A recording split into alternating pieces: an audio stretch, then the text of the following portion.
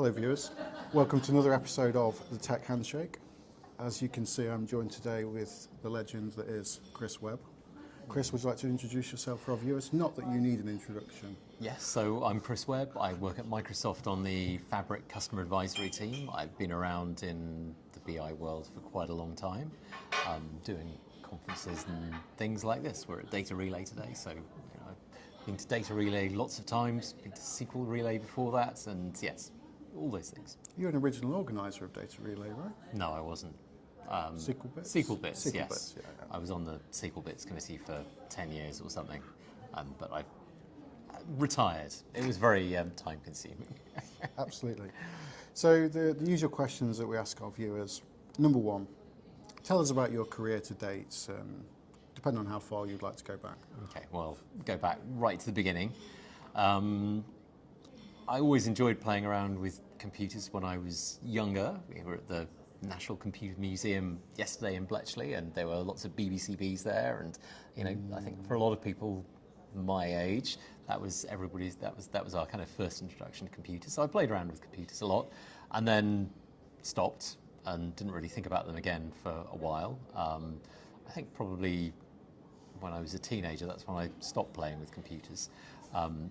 But then went off and did other things, and then roll on to like being 21, 22, and I was thinking, all right, I need to get a job with some career prospects where it's going to be interesting and I can earn some money. And it was either being an accountant or a lawyer or doing IT, and I didn't really fancy being an accountant or doing law.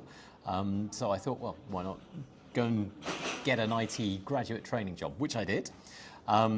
They taught me some VB6, and after a couple of months, when they were rotating me around different projects, it was a market research company, and they said, well, we have our own in-house BI tool because they sold market research data, but we want to get rid of it and we want to buy something off the shelf. We have evaluated all of the other tools, and the last thing we're going to evaluate is this brand new tool from Microsoft that will be called OLAP Services and SQL Server 7. Do you want to evaluate it? So I helped the team that evaluated it.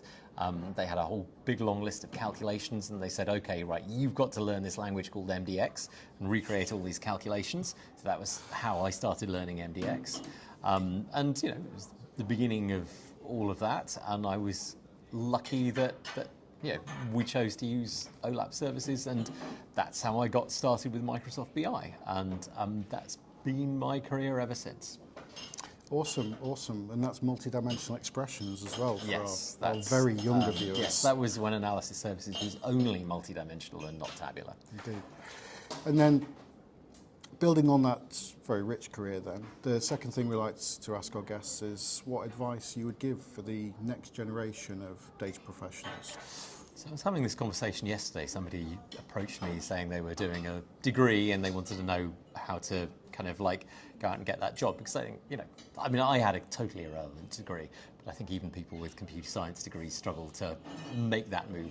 It's a common thing in your early 20s. You've suddenly got to find a career. You're off the end of the production line. You've got to go out and find a job.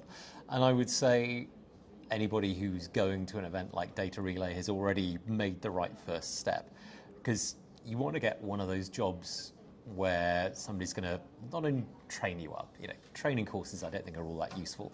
You want to get a job where somebody's actually going to give you a little bit of responsibility, and you're going to be able to work alongside people who know what they're doing and be able to learn from them. That's how you're going to really learn.